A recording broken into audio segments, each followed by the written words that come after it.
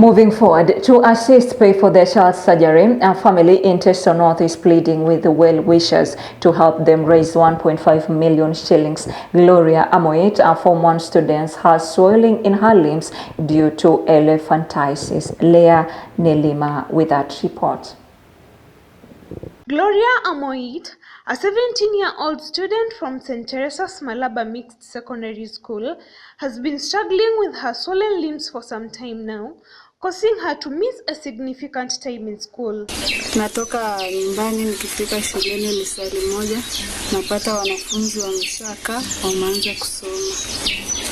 Despite reporting in school for her second term, Gloria has only managed to attend her classes once because of her serious condition. Due to desperation, her family resolves to sell some of their properties to take care of her medication. Amenifilishisha, nimetumia kwake sana. Nimeuza ng'ombe mpaka mashamba. Sasa mtoto amebaki bado tu.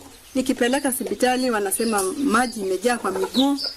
Mtoto ana furaha kwa wenzake, anatamani kufurahia na wenzake, lakini hapana. Lakini alikuwa na bidii ya kusoma. Mimi sikufisha yeye kwa nyumba, nilipeleka yeye mpaka kwa shule. According to Kenneth Sidai, the deputy principal of Malaba Mixed Secondary School, it has been hard to accommodate Gloria's academic needs. She is irregular at school.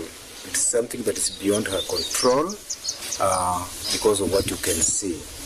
And therefore, it even isolates her from the rest of the students.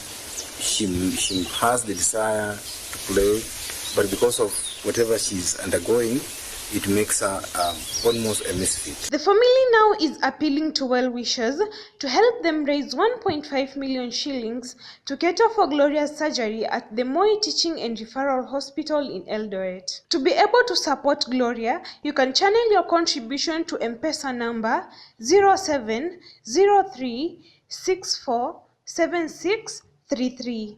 0703647633, and the name is Judith Amudu. Reporting for Tandao TV News Outlook, my name is Leah Nelima.